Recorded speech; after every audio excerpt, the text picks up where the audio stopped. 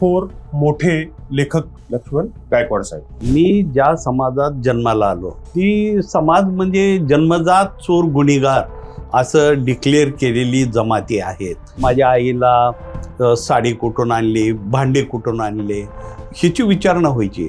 म्हणजे आम्ही नवीन कपडे जरी घातलं तर त्याच्यावरनं आम्हाला पोलीस विचारायची कुठून आणलं, ह्याची पावती कुठं आहे. जगातलं पहिला कैदखाना आमचा की जिथे सर्व कुटुंबासह जेल. म्हणून मी 4थीत असताना पहिल्यांदा इंदिरा गांधीला पत्र लिहिलं होतं की माझ्या घरी असं होतंय, अछूत असलं आपल्या देशात तर त्याला महारवाडा आहे, डोरवाडा आहे, चांबारवाडा आहे, अनेक वाडे आहेत. आमचा वाडाच नाही, म्हणजे किमान दलिताची नोंद तरी होते. आमचं सेन्सस पण होत नाही. हेनरी म्हणून पिक्चर आला, ती टोटली उचल्यावर आहे. पुन्हा सैराट जो आला तो वडार वेदना आणि उठाव नावाची माझी कादंबरी माझ्याकडे पुस्तक. तर या दोघांचं थोडं थोडं घेऊन सैराट पिक्चर बनवला. सैराटचा लेखक हा भटक्या विमुक्ताचा, वडार समाजाचा. मी म्हटलं जाऊ द्या, आपलंच पोरगा आहे, आपले प्रश्न तर लोकांपर्यंत येत आहेत, म्हणून मी काही केलं नाही. 1871चा जो ब्रिटिशाचा जो कायदा आहे आणि देशातल्या 198 जाती इंग्रजांनी लिस्टेड केल्या की या जाती आईच्या पोटातून मूल जन्माला की चोर गुन्हेगार म्हणून जन्माला येतं. खरं तर आम्ही कलाकार लोक आहोत भटक्या विमुक्ताची. काडी काडीपासून शिल्प तयार करतो म्हणून त्याला कैकाडी म्हणलं जातं. वड्डर म्हणजे दगड फोडणारा, पात म्हणजे रस्ता तयार करणारा, वट म्हणजे वठवणारा, रस्ते वठवणारा. आम्ही डुकरं का खातो? मोगलांच्या काळात मुस्लिम सैनिक जेव्हा यायचं तेव्हा या सैनिकाला पळवण्यासाठी पहिला विचार करणारे आम्ही लोक होतो. पंडित जवाहरलाल नेहरूंनी त्यावेळेस ते म्हणाले आम्ही मुक्त आहोत, पण तुम्ही मुक्त नाही तर विशेष मुक्त आहात आजपासून. आणि कसलीही मुक्तता नाही आमच्यासाठी, बजेट नाही आमच्यासाठी, काही करायचं म्हटलं तर कर्ज नाही, काही नाही. मला वाटलं ही जर काळे इंग्रज जर नाही संपले तर कदाचित आम्हाला नव्यानं या भटक्या विमुक्ताला नवा लढा आता या देशामध्ये उभा करावा लागेल. मग मी वाजपेयी साहेबांना म्हणलं, अटल बिहारी वाजपेयींना, की साहेब तुम्ही आम्हाला एकदाच गोळ्या घालून मारा, पण आम्हाला रोज रोज मारू नका. आणि मी रडायला लागलो. मग पुन्हा अटल बिहारी वाजपेयी मला म्हणाले मी हे काम करून दाखवणार. आणि मग नंतर तो आयोग आला. महाराष्ट्र सरकारचे मी खरं तर आभार मानतो की किमान दखल आता मुख्यमंत्री देवेंद्र फडणवीसनी की आम्हाला विशेष मुक्त दिन जो आहे विमुक्त, तर ती पहिल्यांदा डिक्लेअर केला शासनाच्या वतीने. जेव्हा पुरस्कार घ्यायला गेलो सेंटर हॉटेल भारत सरकारचं, तिथं सोय होती, तर तिथली ती थंड हवा आणि हे ते बघून घाबरून गेलो. जेवायला गेलं तर ती लाज वाटलेली माझ्या बायकोला आणि मला. मग आम्ही काय करायचं, ती ह्याच्यामध्ये आणून रूम मध्ये मागवायचं. तर ती एवढे काटे चमचे यायचे, अगोदर पहिल्यांदा काटे चमचे बाजूला टाकून द्यायचं आणि आपल्या महाराष्ट्रीयन पद्धतीने जेवायचं. पटका बांधून आला, टोपीवाल्याची भाषा, पटकेवाल्याची भाषा, हे अंतर आता कमी झाला पाहिजे. भाषा आहे, संवाद कळतो, एकमेकाला कळतं, ती मराठी भाषा आपण जोडली पाहिजे.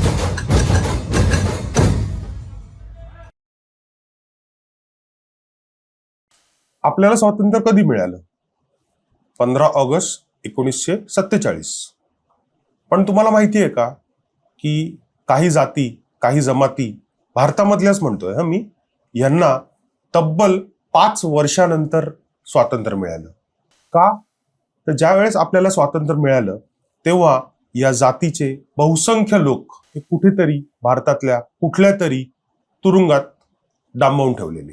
5 वर्षानंतर जेव्हा त्यांना स्वातंत्र्य मिळालं, अनफॉर्च्युनेटली संविधानात त्यांच्याबद्दल काही उल्लेखच नव्हता.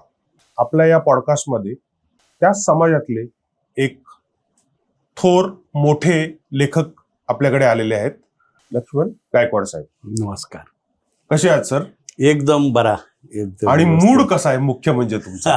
एकदम फर्स्ट क्लास. मराठी माणसं सतत आनंदी असतात. 100%. दुःखात पण आनंद व्यक्त करतात. अगदी खरंय तुमचं, अगदी खरंय.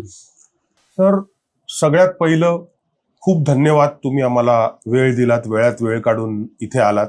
मला तुमच्या पहिल्या पुस्तकाबद्दल चर्चा करायची आहे. सुरुवात आपण तिकडनंच करूया. पहिलंच पुस्तक सर, डायरेक्ट साहित्य अकादमी. काय आहे त्या पुस्तकाबद्दल जरा आम्हाला सांगाल का? एक तर मुळात काय, आपण मराठी माणसं विखुरलेले तर असतोच, परंतु मी ज्या समाजात जन्माला आलो ती समाज म्हणजे जन्मजात चोर गुन्हेगार असं डिक्लेअर केलेली जमाती आहेत आणि त्यामुळं आम्हाला ते भोगावं लागलं. म्हणजे आम्ही नवीन कपडे जरी घातलं तर त्याच्यावरनं आम्हाला पोलीस विचारायची कुठून आणलं, ह्याची पावती कुठं आहे. माझ्या समोर मी शाळेमध्ये सुरुवातीला, एक तर आम्हाला शाळा वगैरे काही नव्हती. मी पहिला माणूस आहे की माझ्या बापानं एका मळ्यात नोकरीला लागले चांबलेच्या, म्हणून ती मुलगा शिकू लागला म्हणून म्हणाले की सर्वच चोऱ्या करण्यापेक्षा एक तर पोरग शिकलं पाहिजे म्हणून ते मला शाळेत घातलं. बरोबर. आणि मग आम्हाला कसं की गावामध्ये 8 दिवसापेक्षा जास्त काळ राहता येत नव्हतं, कारण आम्हाला तिथल्या ग्रामपंचायतीला किंवा पोलीस पाटलांना की कळवायचं की माझ्याकडं कोंबड्या एवढ्या आहेत, गाढव आहेत, डुकरं आहेत आणि शेळ्या मेंढ्या एवढ्या आहेत, ह्याची नोंद करावं लागायची. आणि ती सर्टिफिकेट आमच्याकडे असायचं आणि ती सर्टिफिकेट म्हणजे आम्हाला देवापेक्षा मोठं, कारण ती सर्टिफिकेट दाखवल्याशिवाय त्या गावात राहता येत नव्हतं. किंवा वर्तणूक चांगली आहे ही लिहिण्यासाठी एखादी कोंबडं द्यावं लागायचं त्या गावात पोलीस पाटलाला वगैरे, मग ती वर्तणूक चांगली आहे, ही चोऱ्या माऱ्या करणारे नाहीत. मग अशा जमातीत जन्माल्यामुळं सुरुवातीपासून हे मी पाहत होतो की माझ्या आईला साडी कुठून आणली, भांडे कुठून आणले, ह्याची विचारणा व्हायची. पोलिसांना आपाप माहिती असायची.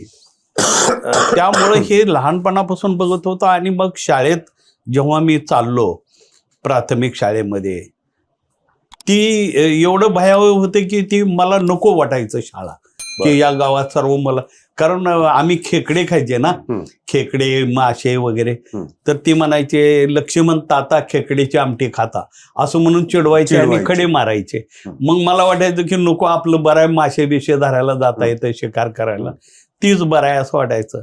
पण नंतर हळूहळू शिकायला लागलो आणि म्हणून आमची जमात उचल्या म्हणजे भामटे, टकारी, उचले, आणि या नावामुळं उचल्या हे नाव मुळातच उचलीगिरी करणे किंवा चोऱ्या माऱ्या करणे असं नावानेच ओळखलं जातं. खरं तर हे आमच्या मूळ जाती वगैरे काय आहेत आम्हाला माहिती नाही, कारण एकतर आम्ही सेटलमेंट म्हणजे भारतामध्ये, मी त्याबद्दल नंतर बोलेन, पण हे शाळेमध्ये जात असताना मला जो अनुभव येऊ लागला आणि 3री 4थीत असताना पहिल्यांदा ही माझ्या घरी पोलीस काय येतात, माझ्या आईला का मारतात, माझ्या भावाला पकडून का नेतात, यावर मला पाहण्यात येऊ लागला. आणि मग त्याचा मला राग यायचा, कारण मी शाळेमध्ये जेव्हा चाललो तेव्हा त्या पहिल्या पानावर असायचं भारत माझा देश आहे, सारे भारतीय माझे बांधव आहेत, आणि मग मला या नटलेल्या परंपरेचा अभिमान आहे. मग मला वाटायचं की अरे हे किती तकलादू आहे, मग मी भाऊ आहे तर मग मला अधिकार का मिळत नाही, मग इतरांसारखी वागणूक का मिळत नाही, आम्हालाच का पोलीस येतात, मारतात. मग माझ्या आई वडिलाला शेळ्या मेंढ्या विकावं लागतं आणि ते पैसे आलेले पोलिसाला द्यावं लागतात, तेव्हा सोडतात. म्हणून मी 4थीत असताना पहिल्यांदा इंदिरा गांधीला पत्र लिहिलं होतं, पंतप्रधानाला, की माझ्या घरी असं होतंय, मग मला कसं आम्ही भाऊ मानायचं, मग आम्हाला कामधंदा का देत नाहीत, आम्ही जर देशाचे नागरिक आहोत तर, आणि मग माझ्या भावाला काम मिळत नसल्यामुळं चोर म्हणून मग काहीतरी चोऱ्या मोऱ्या का करायला जातात. या सर्व गोष्टी मला त्या वाचनामुळं मनामध्ये एक जागृती आली शिक्षणामुळं. आणि मग मी ते इंदिरा गांधीला पत्र लिहिलं. पत्र लिहिल्यानंतर मी पुन्हा खाली पत्ता लिहिला नाही, कारण मला पण पोलिसांचा मार वगैरे बघून ना भीती वाटायची. आणि मग मी काय केलं, खाली पत्ता लिहिला नाही, भारत इथे राहतो असं एवढंच लिहिलं. आणि ती पत्र पोहोचलं का नाही माहिती नाही, पण मी मॅट्रिक झाल्यानंतर मग पुन्हा मला वाटलं की आपण आता लिहिलं पाहिजे. एक तर मुळात मी थोडा जरा माझे ते गुरुच होते, भगवानराव देशपांडे म्हणून होते, आणि ते चळवळीमध्ये काम करायचे, कामगार, कारण मी कामगार म्हणून बालक म्हणून काम म्हणजे चाइल्ड लेबर म्हणून मी काम केलं एका गिरणीमध्ये. आणि मग तिकडं पण तो अनुभव हा अनुभव मी म्हटलं आपण लिहिलं पाहिजे. आणि म्हणून मग त्यावेळेस मी मॅक्झिमम गोरकीची आई कादंबरी वाचली होती. कारण कामगार चळवळीत असल्यामुळं थोडं वाचन व्हायचं आणि युनियन असल्यामुळं ते भगवानराव देशपांडे मला पुस्तकं द्यायचे सुईती युनियनचे वगैरे. आणि त्याच्यातून वाचायचं आणि वाटायला की आपण हे लिहिलं पाहिजे. खरं तर माझं फार काही वाचन नव्हतं किंवा मला अनुभव एवढा नव्हता. पण मग मी ते जी सुरुवात केली लिहायला की म्हटलं इंदिरा गांधीला पत्र पोहोचू न पोहोचू पण आता आपलं उचल्या हे पुस्तक तुम्हा सर्वांपर्यंत आला याचा आनंद आहे. आणि लोकांनी त्याची दखल घेतली आणि एक नवा प्रवाह तयार झाला. की तुम्ही आता म्हटल्याप्रमाणे की आजच्या स्थितीमध्ये मी एक विचार करू लागलो एक कार्यकर्ता म्हणून. अनेक हिवाळे पावसाळे पाहिले, पंतप्रधानाला मी भेटलो, अनेक पंतप्रधान, पहिले पी एन नरसिंहरावला एकदा भेटलो होतो, पुन्हा नंतर जॉर्ज फर्नांडिस चळवळीत असल्यामुळे त्यांना भेटलो, पुन्हा अटल बिहारी वाजपेयीला भेटलो, चंद्रशेखरनी तर मला जेवायला बोलवलं होतं महाश्वेता देवी मी. आणि मग ते ह्या सर्वांना भेटून विनंत्या केल्या की आम्ही संविधानामध्ये येत नाही, आम्हाला अजून स्वातंत्र्याच्या 5 वर्ष 16 दिवसांनी स्वातंत्र्य मिळाल्यामुळं आम्हाला या देशामध्ये आजही बजेट बनत नाही आमच्या नावाने, कसलंच बजेट नसतं. महाराष्ट्र एवढा पुरोगामी म्हणतात पण महाराष्ट्रामध्ये भटक्या विमुक्तासाठी स्वतंत्र बजेटची सोय नाही. कारण हे अनुसूचित जाती जमातीचा आम्ही भाग नाही. आम्हाला विमुक्त जाती जमाती म्हणलं जातं पण जमातीचा कुठलाही आम्हाला फायदा नाही आहे किंवा दिला जात नाही, त्यासाठी बजेट नाही. आणि म्हणून आमचा कोणी प्रतिनिधी बोलणारा कोणी निवडून येऊ शकत नाही किंवा बोलणं. आता आम्ही साहित्यिक झाल्यामुळं किमान आम्हाला एक विचारपीठ मिळतं, आम्ही बोलतो. परंतु देशभर 1871चा जो ब्रिटिशाचा जो कायदा आहे आपल्या भारतात ते बॉम्बे प्रेसिडेन्सीमध्ये पास झाला आणि देशातल्या 198 जाती इंग्रजांनी लिस्टेड केल्या की या जाती आईच्या पोटातून मूल जन्माला की चोर गुन्हेगार म्हणून जन्माला येतं. आणि म्हणून या सर्व लोकांना 52 सेटलमेंट केले देशामध्ये. दिल्लीमध्ये पण सेटलमेंट आहे आपलं, सोलापूर, हुबळी, धारवाड, गुलबर्गा, अहमदाबाद, मुंडवा पुण्यामध्ये. इथे आमची सेटलमेंट, आई वडील वगैरे सर्व एका जेलमध्ये. आई वडील, आई बाप भाऊ जे कुणी असतील ते. जगातलं पहिला कैदखाना आमचा की जिथे सर्व कुटुंबासह जेल.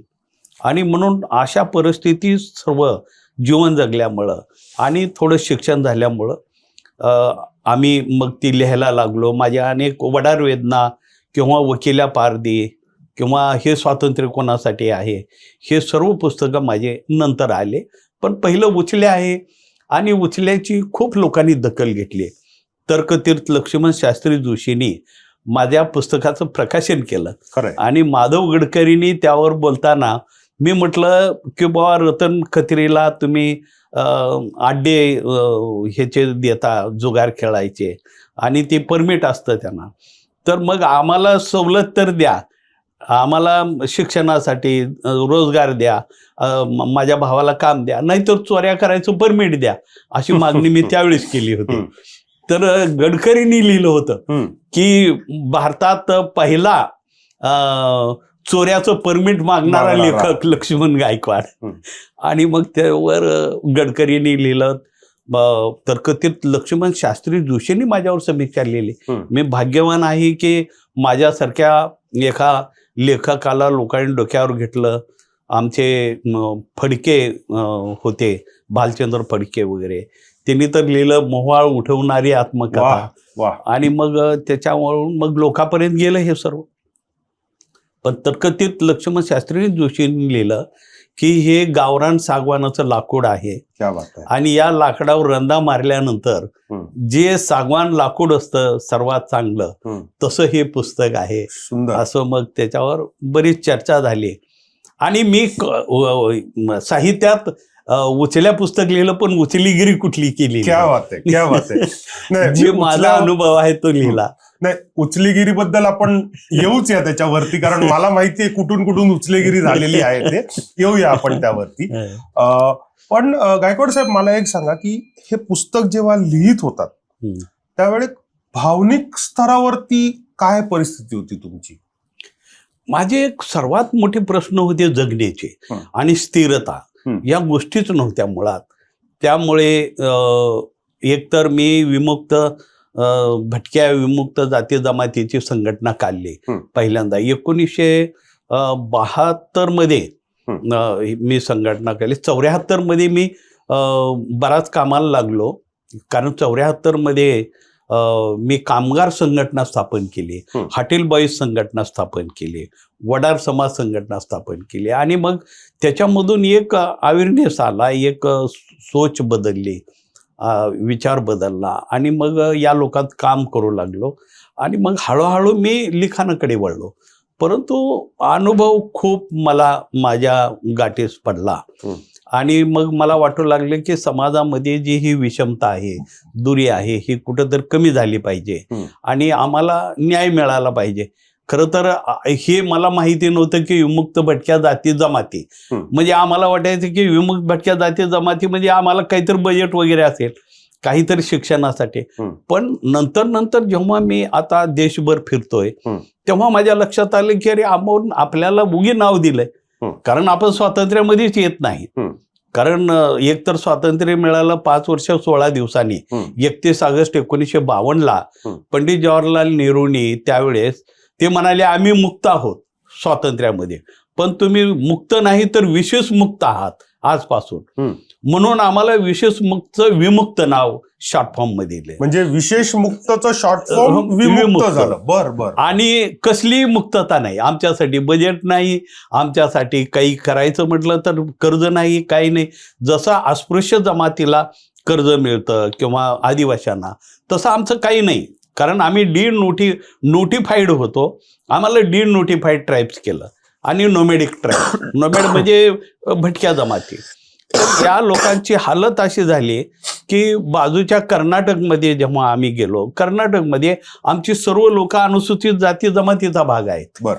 आणि स्वतंत्र महाराष्ट्र आल्यानंतर आम्ही मराठवाड्यातले लोक इकडे आलो महाराष्ट्रात 61 मध्ये. मग आम्हाला जे प्रोव्हिजन होतं, मूळ आम्ही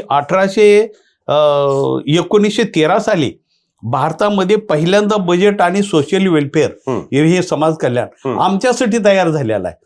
म्हणजे ब्रिटिशांनी झालं, पण अनफॉर्च्युनेटली तुम्हीच बाहेर राहिला, आम्हालाच आता बाहेर केलेला आहे. आता आम्ही समाज कल्याणचा हिस्सा नाहीये. आणि महाराष्ट्रामध्ये साधा राजकीय लोक ह्याचा विचार सुद्धा करत नाहीत की अरे पारधी आहेत, वडर आहेत, कायकाडे, रामोशी, हे मसोनजुगी, बुरबुर पोचामा, रक्त काढून दाखवणारे ही लोक संविधानाच्या बाहेर आहेत. हे कुठल्याही गोष्टीत नाहीत, अनुसूचित जाती जमातीमध्ये पण नाहीत हे लोक, आणि यांच्यासाठी कुठलं प्रोव्हिजन नाही महाराष्ट्रात. मग मी अनेकांना प्रश्न विचारू लागलो, राजकीय लोकांना पण, आमच्यासाठी बजेट बनवणार की नाही.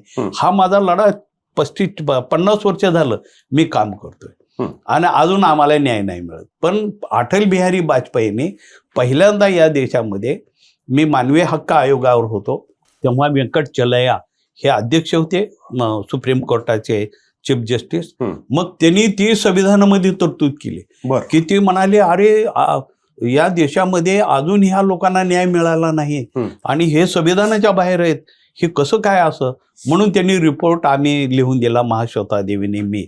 आणि मग त्या रिपोर्टमुळं नोटिफाईड नोमॅडिक ट्राईब्स आणि सेमी नोमॅडिक ट्राईब्स आयोग आला आणि त्या आयोगामुळं मी 8 वर्ष दिल्लीमध्ये काम केलं.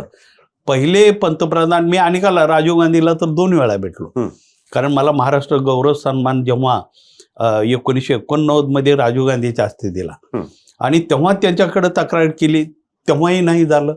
पण अटल बिहारी वाजपेयी पहिले पंतप्रधान आहेत की त्यांनी आम्हाला असं, तुम्ही जसं खायला प्यायला दिलं, त्यांनी टेबल भरून दिलं होतं काही आणि मग तुमच्यासाठीच ठेवलंय. आणि मग ती बर्फी, मिठाई, महाश्वेता देवी, मी चर्चा करत बसलो. आणि जॉर्ज फर्नांडिस होते माझे मित्र. मी वाजपेयी साहेबांना म्हणालो, साहेब आम्हाला इंग्रज पाण्यात बुडवून मारणार होते, त्याच्यासाठी 5 बोटी मुंबईच्या समुद्रामध्ये आल्या होत्या की हे लोक सुधरत नाही, चोऱ्या माऱ्या करणार, आपल्याला त्रास देणार, त्यापेक्षा ह्यांना बोटीत भरू आणि समुद्रामध्ये बुडवून मारू असा प्लॅन होता इंग्रजाचा. मग मी वाजपेयी साहेबांना म्हणलं, अटल बिहारी वाजपेयींना, की साहेब तुम्ही आम्हाला एकदाच गोळ्या घालून मारा, पण आम्हाला रोज रोज मारू नका. आणि मी रडायला लागलो. मग ते घाईवरून आले आणि ते म्हणाले की ये जॉर्ज मैं क्या सुन रहा हूँ, ये गायकवाड़ आज ये हालत. मग जॉर्ज म्हणाले की देश में अभी यही एक मसला है कि जो इंसान से बदतर ये लोग जीना जीते. मग पुन्हा अटल बिहारी वाजपेयी मला म्हणाले की गायकवाड तुम्ही एवढ्या लोकांना भेटलात, पण मी तुम्हाला आश्वासन नाही देणार, मी हे काम करून दाखवणार. क्या बात आहे. आणि लगेच मला वाटतं 1-2 महिन्यांनी 15 ऑगस्ट आला होता. 15 ऑगस्टला त्यांनी दिल्लीमध्ये पहिल्यांदा जाहीर केलं की मैं डिनोटिफाइड नोमॅडिक ट्राइब्स का आयोग बना रहा हूं और मैं अब डिक्लेअर करता हूं. आणि मग नंतर तो आयोग आला. आता देशामध्ये आता बऱ्याच संघटना आहेत. विमुक्त दिवस सुद्धा ही मी महाराष्ट्र सरकारचे मी खरं तर आभार मानतो की किमान दखल आता मुख्यमंत्री देवेंद्र फडणवीसनी की आम्हाला विशेष मुक्त दिन जो आहे विमुक्त, तर ती पहिल्यांदा डिक्लेअर केला शासनाच्या वतीनं. आणि ही मी 1998 साली हा विमुक्त दिन साजरा केला. तेव्हा व्ही पी सिंग आले होते माझ्या कार्यक्रमाला, कमलेश्वर, राजेंद्र यादव, महाश्वेता दिवे, सर्व लेखकाबरोबर माझी मैत्री झाल्यामुळं माझं हे डिनोटिफाईड नोमॅडिक ट्राइब्स आंदोलन देशभर गाजलं. आणि मग तेव्हापासून विमुक्त दिन सुरू झाला. आम्हाला कुठला सणच नाही साजरा करायला. स्वातंत्र्याला तर आम्हाला 47ला स्वातंत्र्य नाही, मग 52ला स्वातंत्र्य मिळाल्यामुळं विमुक्त दिन हा देशभर आम्ही साजरा करायला लागलो. आणि महाराष्ट्र पहिला आहे की महाराष्ट्र राज्याने त्याला रिकग्निशन दिलं, मान्यता दिली की शासनाच्या वतीने विमुक्त दिन साजरा करा. आणि पहिल्यांदा आता गेल्या 31 ऑगस्टला पहिला स्वातंत्र्य दिन पूर्ण महाराष्ट्रभर झाला. शासनाच्या वतीनं मला बोलवून पुण्यामध्ये आम्ही ते झेंडावंदन केलं. एकंदर हा प्रवास आहे, पण अजून आम्हाला न्याय मिळाला नाही. कारण जोपर्यंत आम्हाला अनुसूचित जाती जमाती किती बघा या देशामध्ये अजूनही प्रश्न घेतल्या. म्हणून मला कधी कधी वाटतंय की स्वातंत्र्याच्या नंतर खऱ्या लोकांपर्यंत राजकारण गेलं नाही. म्हणजे पूर्वी जी राजे महाराजे होते त्यांच्याकडे जे जागीरदार होते,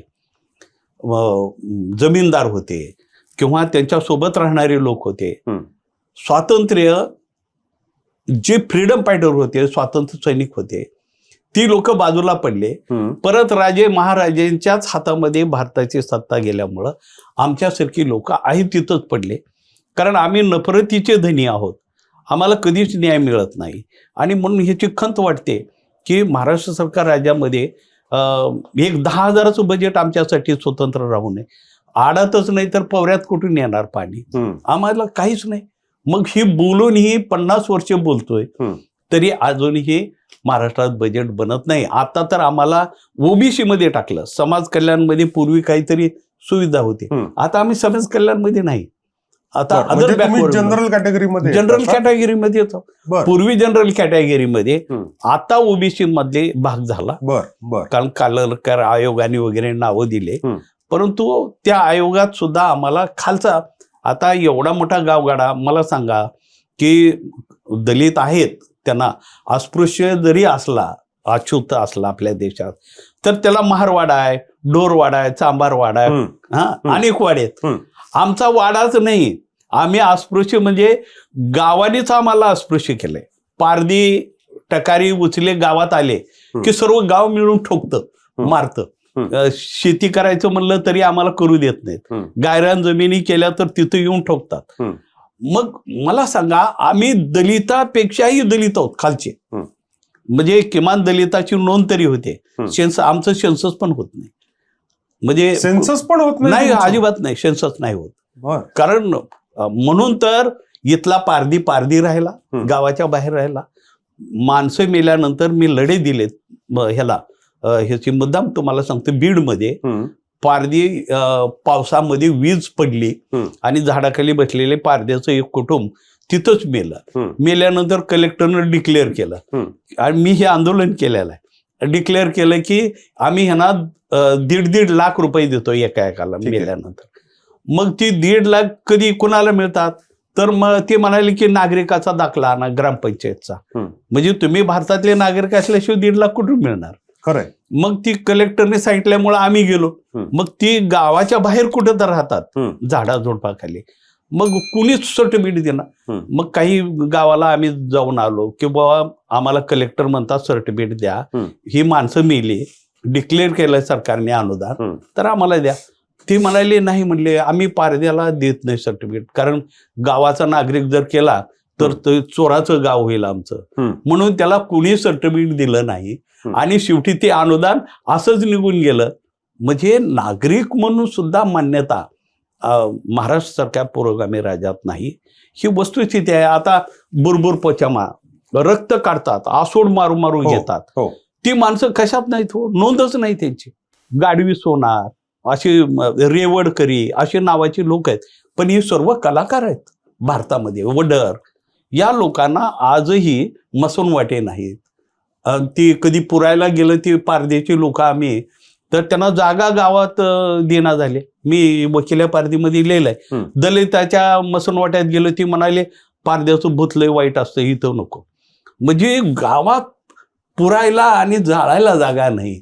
आणि अशा लोकांबद्दल स्वातंत्र्याच्या नंतर अजूनही विचार होत नाही, याची खंत वाटते. आणि म्हणून मला बोलावं लागतं, लिहावं लागतं. आपण ज्या आज गप्पा मारतोय ना, त्या विशेष औचित्य साधून आपण गप्पा मारतोय, कारण येणारं साहित्य संमेलन साताऱ्यात जे 99 होत आहे, त्या संदर्भात आपण थोडं बोलूया. की मागच्या वर्षी भाषेला अभिजात दर्जा मिळाला. कुठेतरी साहित्य संमेलनांवरती काही लोक टीका करतात की खूप खर्च होतोय. साहित्य संमेलनांमध्ये राजकीय वाद तर पहिल्या दिवसापासूनच आहेत. तर एक साहित्यिक म्हणून तुम्ही या साहित्य संमेलनांकडे कसे बघता सर? नाही, मी खूप पॉझिटिव्ह आहे. एक बघा, मला मिलिंद जोशींनी बोलवलं पहिल्यांदा साहित्य संघामध्ये. एक चांगला पोरगा, एवढा विचारशील साहित्यात आहे आणि एवढे चांगले कामं करत आहे, वैचारिक भूमिका. खरं तर ही जाती अमुक आहे तमुक आहे असं बोलणं मला मान्य नाही. आपण माणसं आहोत, माणसं म्हणून प्रगती केली पाहिजे. अभिजात दर्जा देण्यासाठी मी साहित्य अकादमीचा कन्व्हेनर होतो, तेव्हा पण मी स्वतः करत होतो की मराठी एवढ्या वर्षाची आहे, ज्ञानेश्वरापासून ते तुकारामापर्यंत. आणि मग विश्वची माझी घरं म्हणणारे ज्ञानेश्वर, अजून तुम्ही त्यांना मान्यता देत नाही, अभिजात दर्जा का देत नाही, अशी मागणी करत होतो. आणि ती मागणी मला वाटते उशिरा का असताना मिळाली. खरं तर भारत सरकारचा आम्ही अभिनंदन करतो की एक मराठी सारख्या एका हजारो वर्षापूर्वीची भाषा ही खरं तर मुक्तीचं दालन आहे आणि त्याच्याबद्दल सन्मान सर्वांनी ठेवला पाहिजे. मराठी अखिल भारतीय मराठी जो संघ आहे तो चांगलं काम करतो. खरं तर द्वेष करणं, आता मी काल परवा एका त्याची मोठी बातमी झाली. मी म्हणालो किती वर्ष तुम्ही नावं ठेवणार की ब्राह्मण असा आहे, ती तसा आहे, ही असा आहे. अरे आता सोडून द्या ना, आता हजारो वर्ष झालं तेच करत बसायचं का? मी म्हणलं आम्हाला ब्राह्मण मारवाडी आमच्या भटक्या विमुक्ताच्या पालावर कधी मारायला येत नाही. मारायला कोण येतंय? हे गावगाड्यातले बहुजन समाजाचे लोक मारतात. मी म्हटलं कशाला नाव ठेवता, आता तरी आपण सुधारला पाहिजे. आणि मराठी भाषा ही एक चांगली भाषा आहे, हे एकमेकाला जोडणारी भाषा झाली पाहिजे. बरोबर. आणि जाती व्यवस्था ही आता फुले, शाहू, आंबेडकर या देशामध्ये होऊन गेले. नुसतं बोलण्यापुरतं न ठेवता ते आपण संघटित झालं पाहिजे, विचारशीलता झाला पाहिजे. ज्या मुख्या लोकांना कधी न्याय मिळाला नाही त्या भटक्या विमुक्तांच्या लोकांना न्याय देण्यासाठी सर्वांना पुढे आलं पाहिजे. आणि म्हणून भाषा ही भाषा आहे आणि ती संवादासाठी आहे, प्रगती करण्यासाठी आहे. म्हणून मला वाटतं अखिल भारतीय मराठी साहित्य संघाचं जे आता अधिवेशन होत आहे हे झालं पाहिजे. खर्च वगैरे काय, जेवणावळी ते तर असतंच. आता मी भारतामध्ये अनेक ठिकाणी आताच काल परवा विश्वरंग साहित्य संमेलनात जाऊन आलो. माझा मोठा बहुमान केला. मॉरिशसचे राष्ट्रपती आणि तिथल्या राज्यपालांनी माझा सत्कार केला भोपाळमध्ये. आणि त्यांनी एवढा खर्च केला की ते आम्हाला पिशव्या वगैरे अशा दिल्या भारी भारी.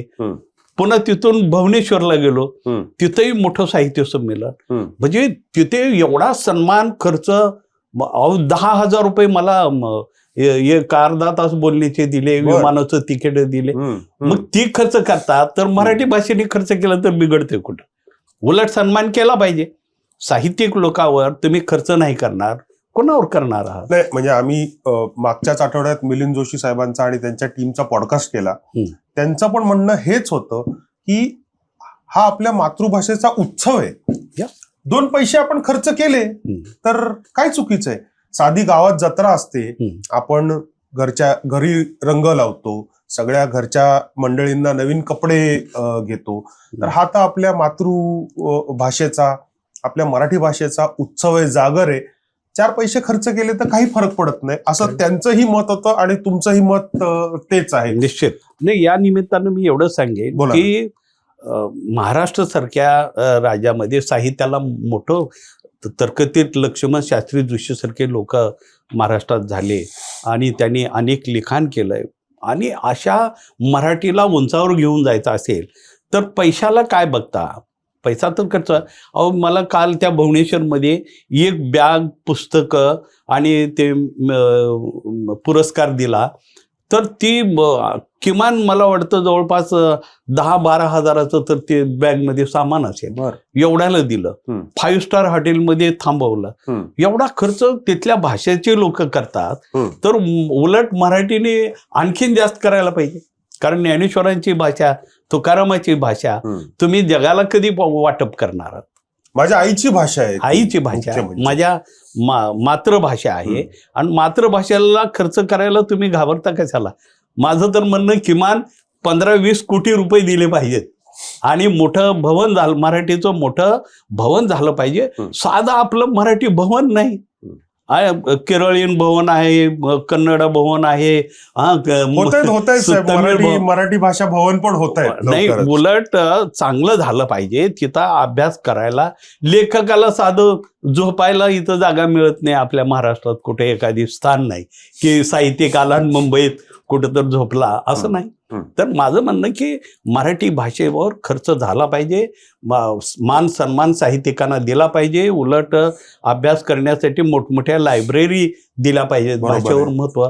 कारण मातृभाषा हे तुम्हाला जीवन, संस्कृती वाहक आहोत आणि ह्याचं पालन करणं हे मला वाटतं कुठल्या राज्यात. आणि मी खूप हॅपी आहे, मला महाराष्ट्राने खूप दिलं, मला खूप प्रेम दिलं साहित्यिक म्हणून. आणि मराठी साहित्य संमेलन हे आमच्यासाठी भूषण आहे. वा. आणि ते झालं पाहिजे. जसं ते तुमच्यासाठी भूषण आहे तसं ते आमच्यासाठी पण भूषण आहे. आणि कुठेतरी तुमचे विचार, माझे विचार आणि जे कार्याध्यक्ष आहेत मसापचे, आपले तिघांचे विचार एकच आहेत हे पहिल्यांदा एवढा भाषेवर आणि मानवतेवर प्रेम करणारा आम्हाला मिलिंद जोशी सारखा माणूस मिळाला. खरं तर त्याचं सौगत. अरे ही नव्या पिढीची माणसं आहेत. खरं तर आम्ही जात पात या गोष्टीकडे आता बघू नये. काय महाराष्ट्रामध्ये अजून सुद्धा कुठल्या जातीतून आला हे पहिल्यांदा विचार करतात. हे चुकीचं आहे. तुम्हाला जर भाषा पुढे न्यायची असेल, संस्कृती पुढे न्यायची असेल तर या गोष्टी आता कालबाह्य झालेल्या आहेत. आम्ही उचलेची लोक आता नवा विचार करू लागलो. तुम्ही तर गावधनी आहात, तुम्ही तर मोठा विचार केला पाहिजे. खूप आनंद वाटला तुमचे हे सगळे विचार ऐकून. पहिलं पुस्तक भारतातल्या जवळजवळ सगळ्या भाषांमध्ये त्याचा अनुवाद झाला. मला तर माहितीये फ्रेंच भाषेमध्ये पण अनुवाद झालाय. तुमची कित्येक पुस्तकं जी आहेत, म्हणजे हे पुस्तक नाही, ह्याच्या व्यतिरिक्तही अनेक पुस्तकं ही युनिव्हर्सिटीजमध्ये शिकवली जातात. त्याच्यावरती लोक PhD करतात. लेखक म्हणून या सगळ्याचा किती आनंद होतो सर तुम्हाला? नाही, निश्चितच मला आनंद होतो. आणि लोक मला तेवढं लाईक पण करतात. खूप प्रेमळ लोक, म्हणून समाज हा किती प्रेमळ असतो हे मी अनुभवलंय. आणि मी लिहित राहिलोय. आता मी नवीन माझं पुस्तक आता मी संपवलंय उमाजी नायकावरती. ज्या उमाजी नायकांनी या देशामध्ये ब्रिटिशांना पळू करून सोडलं होतं, तर त्या उमाजी नायकावर मी पुस्तक लिहितोय. आता ते श्रीविद्या प्रकाशन काढतंय. आणि माझं अनेक भाषेत पुस्तकं आल्यामुळं मी सर्व देशभर पोहोचलोय. राईट. कर्नाटक सारख्या आणि केरळ सारख्या राज्यामध्ये माझ्यावरती अभ्यास होतो, नाटकं होतात. युनिव्हर्सिटीला 10 वर्षापासून पुस्तक आहे.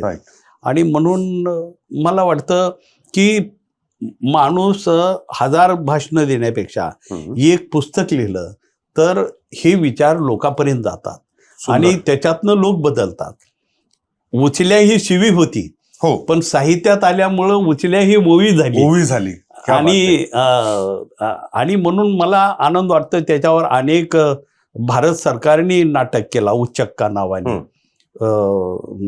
मला वाटतंय तिचं नाव ऑस्कर म्हणून होतं. तर त्याचे भारतामध्ये प्रयोग झाले. कर्नाटकमध्ये 100 नाटकाचे प्रयोग झाले म्हणून त्यांना तिथं अवॉर्ड मिळाले. बरोबर. तर एक मराठी मला भाषेने जे मान सन्मान दिला आणि देशभर हे जे अनुवाद झाले त्याचा फायदा असा होत आहे की जिथे जिथे क्रिमिनल ट्राईब्स आहेत माझ्या या समाजासारखे, कारण देशभर लोक आहेत हे गुन्हेगार जमाती. बरोबर. आणि आज त्यांच्याविषयी नवा अध्ययन होत आहे, अभ्यास होतोय. भारत सरकारने आता मला वाटतंय विमुक्त घुमंतो आदिवासी यासाठी आयोग झालाय आणि पहिल्यांदा भारताने 100 कोटी रुपये आमच्यासाठी राखून ठेवले. आणि त्याच्यासाठी आता येणाऱ्या काळात होईल, पण अजून आम्हाला मान्यता मिळालेली नाही, सँक्शन. पण तुमचा जो लढा आहे तो कुठेतरी आज शासनाने, मग भले ते राज्य शासन असो किंवा केंद्र शासन असो, त्यांनी दखल घेतली त्याची.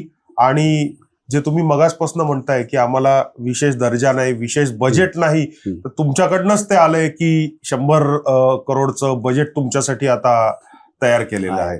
हार्दिक हार्दिक अभिनंदन तुमचं. हा लढा तुम्ही समाजासाठी दिलात आणि कुठेतरी त्या समाजाला पुढे घेऊन जाताय.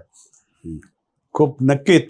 आणि मी या निमित्तानं एवढंच सांगेन की हा प्रश्न केवळ माझ्या जातीचा किंवा विभागाचा न होता हा प्रश्न समाजातला आहे. आणि समाजामध्ये लोक आनंदी सुखी जगण्यासाठी आपण सर्वच लोकांना एका शैक्षणिक दृष्ट्या, सामाजिक दृष्ट्या या देशाचं संविधान बाबासाहेबांनी जे लिहिलं, समता, स्वातंत्र्य, बंधुत्व आणि न्याय, तर हा न्याय केवळ एका गटाकडे, एका जातीकडे न जाता हा न्याय सर्वांना समान असा मिळाला पाहिजे, त्याला अधिकार मिळाले पाहिजेत.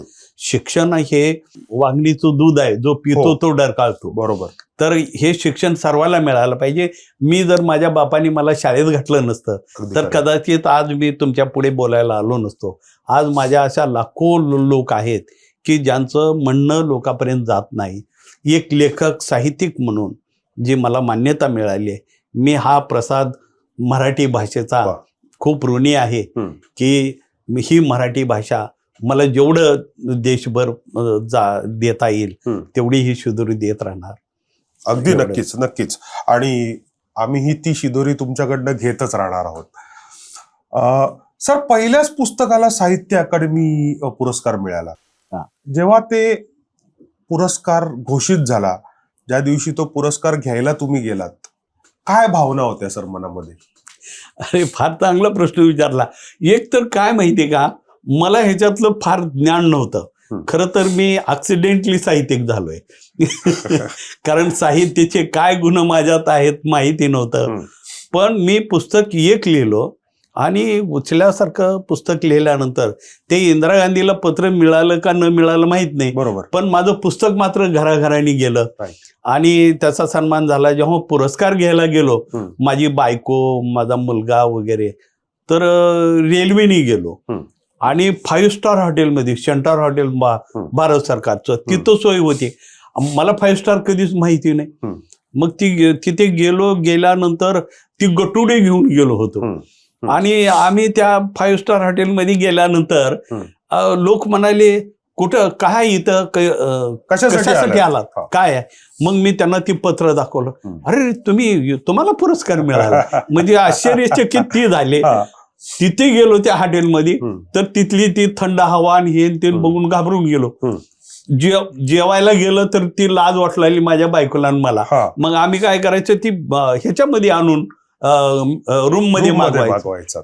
तर ती एवढे काटे चमचे यायचे आणि ती खायचं कसं ही माहिती नसायचं. ती अगोदर पहिल्यांदा काटे चिमचे बाजूला टाकून द्यायचं आणि आपल्या महाराष्ट्रीयन पद्धतीने जेवायचं. आणि मला खूप सन्मान मिळाला आणि मग मी त्याच्यावर लिखाण पण केलं आणि मग मी भारतातला पहिला तरुण लेखक म्हणून माझा तिथं मान सन्मान झाला. बरोबर. आणि मला तो पुरस्कार देण्यात आला. आणि मग मी थांबलो नाही त्या पुस्तकावर. खरं तर आमच्यामध्ये एक म्हणतात की एका पुस्तकावर दलित लेखक थांबतात, पण मी अनेक पुस्तकं लिहिली, त्याच्यावर नाट्य झाले, काही लोकांनी त्याच्या कॉप्या करून सिनेमे काढले, त्यांना प्रसिद्धी मिळाली. आपण येऊ ना त्याच्यावरती, येऊ त्याच्यावरती. आणि म्हणून मी आनंदी आहे, हॅपी आहे आणि मी एक विशेष म्हणजे की मी बुद्धाचा विपश्यना, गोयंका गुरुजीच्या विपश्यना इगतपुरीला तुम्ही लोकांनी करा, मी 21 वेळा विपश्यना केलाय. आणि माझ्या घरी सर्व विपश्यक आहेत. त्याच्यामुळे मी एकदम कूल असतो, शांत असतो, लिहित असतो, वाचन करत असतो. तुमच्या चेहऱ्याच्या तेजावरनच ते सगळं दिसतंय सर. मी सध्या 73 रनिंग माझं. उल्लेख झाला की अनेक म्हणजे पुस्तकाचं नाव आहे उचल्या, आणि तुमच्या अनेक पुस्तकांमधनं काही लोकांनी उचलेगिरी केली. आणि म्हणजे आपण ऑफस्क्रीन मगाशी बोलत होतो की काही असे पिक्चर आहेत, मोठे मोठे नावाजलेले पिक्चर्स, सिनेमे, त्याच्यामध्ये तुमच्या स्टोरी आहेत कुठेतरी बेसला. तर तुम्हाला क्रेडिट दिलं गेलं का ह्याचं, पहिली गोष्ट. आणि कसं वाटतं सर की माझी स्टोरी थोड्याफार चेंज करून एका नव्या स्वरूपात पिक्चरच्या फॉर्मॅटमध्ये दिसतीये लोकांना? खरं तर आता या गोष्टी थोडं माणसं इतके स्वार्थी असतात, किंवा ह्याचं नाव दिलं तर काय होईल, ते काय होईल. आता फेंड्री म्हणून पिक्चर आला, ती टोटली उचल्यावर आहे. पुन्हा सैराट जो आला तो वडार वेदना आणि उठाव नावाची माझी कादंबरी आहेत माझ्याकडे पुस्तक. तर या दोघांचं थोडं थोडं घेऊन सैराट पिक्चर बनवला. मी म्हणालो जाऊ द्या आता. खरं तर अनेक लोकांनी मला फसवलं पण या प्रकरणात पिक्चर काढण्याच्या संदर्भात. कोणाला 2 वर्षाचा करार केला तर ती म्हणायची 90 वर्षाचा करार आला, आणि ती दुसऱ्याला देत नाहीत, स्वतः बी नीट करत नाहीत. आणि म्हणलं काही न करण्यापेक्षा येतोय. आणि तो सैराटचा लेखक हा भटक्या विमुक्ताचा, वडार समाजाचा. मी म्हटलं जाऊ द्या, आपलंच पोरग आहे, आपले प्रश्न तर लोकांपर्यंत येत आहेत, म्हणून मी काही केलं नाही. पण सैराट टोटली त्याची थीम माझ्या पुस्तकातून त्यांनी घेतली. बरोबर. आणि मला त्याचं दुःखही वाटत नाही, कारण स्वार्थापेक्षा प्रश्न लोकांपर्यंत जातात, लोक त्याच्यावर विचार करतात. कारण फेंड्री डुक्कर धरणं, हे करणं, सर्व ती उचलेतली स्टोरी आहे. अगदी खरं आहे. आणि म्हणून मला काय वाटत नाही. आता मोठमोठे सिनेमे ह्याच्यामधूनही येऊ लागलेत, ते इंग्रजी पुस्तकं वाचून त्याच्यावर काढतात, त्याच्यातल्या थोड्या थोड्या स्टोऱ्या मारतात. खरं तर साहित्यिक लोकांना, प्रकाशक आणि हे डायरेक्टर लोक, ज्यांनी स्टोरी लिहिली, ज्यांनी कथा लिहिली, ज्यांनी लेखन केलं, त्याला काहीच देत नाहीत. आणि विक्री त्याला 40% आणि लेखकाला 5%, 2% सुद्धा नसतात. तर माझं म्हणणं हे खरं तर बदललं पाहिजे. उचलेगिरी खरी ती आहे, आम्ही उगा नावाला उचले आहोत. आम्ही काही न उचलणारे लोक आज देशभर उचलेगिरीला महत्व आलेलं आहे. आता ह्याच्यावर न बोलणं बरं, पण हा देश सर्वांसाठी झाला पाहिजे, सर्वांना बरोबर घेऊन जाणाऱ्यासाठी, सर्वांवर प्रेम करण्यासाठी झाला पाहिजे, असं मला वाटतंय. चुका सुधारून घेतल्या पाहिजेत. ऍब्सोल्युटली खरं आहे सर. निवडणूक पण लढवलीत तुम्ही, आणि महाराष्ट्राची निवडणूक डायरेक्ट तुम्ही लोकसभेची निवडणूक लढवलीत. काय स्टोरी होती त्याच्या मागे सर? एक लक्षात ठेवा की माझ्या जेव्हा एक लक्षात आलं की आपण माझे जे प्रश्न आहेत एकतर विधानसभेमध्ये मांडले पाहिजेत किंवा लोकसभेमध्ये मांडले पाहिजेत. मी ग्रामपंचायतची निवडणूक मला माहिती नव्हती, पण मी लोकसभेवर एकदम निवडणूक लढवली. त्यावेळेस मला वाटतं की पंतप्रधान कोण होते एवढं आठवत नाही, पण मी 1984 साली शिवराज पाटील चाकूरकरांच्या विरोधात निवडणूक लढवली आणि त्यामुळे ती माझी मैत्री झाली. मग ती म्हणाली की भटक्या विमुक्तासाठी मी काहीतरी करणार. पण त्यांनी काही केलं नाही. मग पुन्हा नंतर एक नाही 2 लोकसभेच्या निवडणुका लढवल्या. मग मला एकदा व्ही.पी. सिंगा बरोबर ओळख झाली पंतप्रधान असताना, आणि व्ही.पी. सिंगांनी मला सोलापूरमध्ये तिकीट दिली. मृणालताई गोरे, मधु दंडवते या लोकांनी, अरे भटक्या विमुक्ताच्या एका माणसाला द्या काहीतरी. आणि मग मी सोलापूरमधून 1991ची लोकसभा निवडणूक परत लढवली. आणि आम्हाला उचल लोकल कोण निवडून देणार आहे, म्हणजे तिथेही राजीव गांधीची हत्या झाल्यामुळं उलट लोक मागे लागले मारायला. ते म्हणाले ह्यांनी उचल्या लिहिला आणि 1 लाख रुपयाचा पुरस्कार दिला आणि राजीव गांधीच्या विरोधात निवडणूक लढवू लागला. माझीच माणसं, आणि त्याच्यामुळं मग तीही निवडणूक हरली. आणि शेवटी असं हरलं. आमचे प्रश्न विचारू नका. मी या निमित्तानं तुम्हाला सांगेन की मला साहित्य अकादमीचा पुरस्कार मिळाला आणि नंतर महाराष्ट्र गौरव पुरस्कार माझ्यापासून सुरू झाला महाराष्ट्रात. आता ते पुरस्कार मिळाल्यानंतर माझीच लोक माझ्या अंगावर यायला लागली की म्हणले वाटून द्या तुमचा पुरस्कार. माझे भाऊ वगैरे. म्हणजे काय वाटून द्या म्हणजे काय? त्यांचं काय म्हणणं होतं की आम्ही चोऱ्या केल्या, एखादी जनावर शिकार करून आणलं तर वाटून खातो. आमची जी जमात आहे ती काही असलं तर वाटून खायचं असतं, एकट्यानं नाही खायचं. मग झालं काय माहितीये का, पुरस्कार मिळाला आणि ₹1,00,000, 1 लाख रुपये म्हणले असतं. माझे लोक सर्व उठले आणि ती म्हणाले पुस्तकामध्ये माझं नाव आहे, ती म्हणाला माझं नाव आहे, आणि ह्याच्यातलं माझा अधिकार बनतो की तुम्ही मला वाटून द्या. आमचं सिक्रेट जे आहे चोऱ्या करायचं ते तुम्ही सरकारला विकलं आणि सरकारनं तुम्हाला बक्षीस दिलं, ही बक्षीस आम्हाला वाटून द्या. ह्याच्यासाठी माझे 2 वर्ष गेले मारामाऱ्यात, कोर्टात, ह्याच्यात त्याच्यात.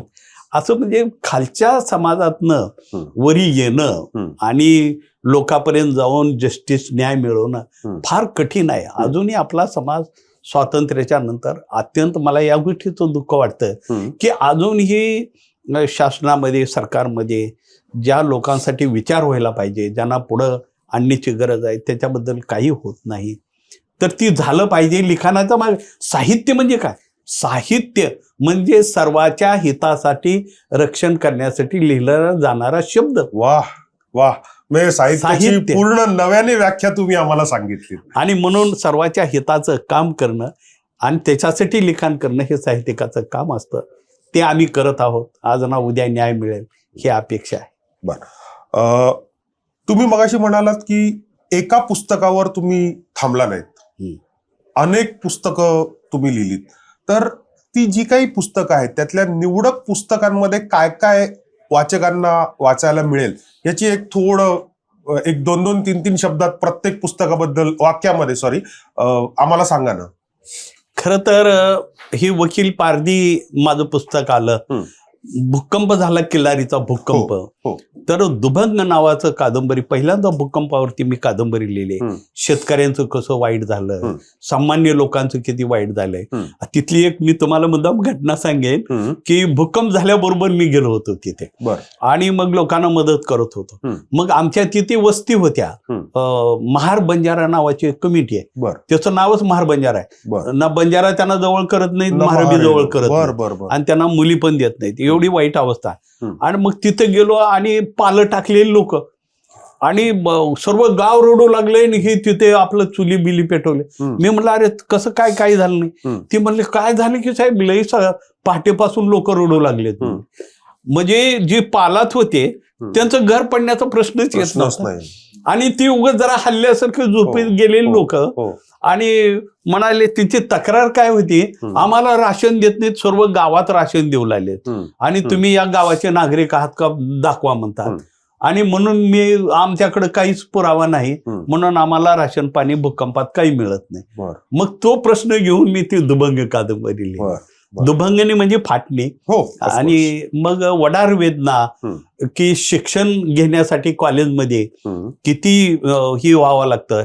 वडाराचे लोक शेणाच्या रेगा मारायच्या, 1 गाडी गेली, 2 गाड्या गेल्या, तर बापाला वाटलं की झाला माझं फसवणूक करू लागलेत, मी तर 15 गाड्या टाकल्या आणि मला 9 गाड्याचे पैसे देत आहेत, माझ्या पोराला आता गाड्या लिहायला शिकवलं पाहिजे, म्हणून त्याला ते शाळेत घालतात आणि मग तो शिकतो आणि मग साहेब होतो.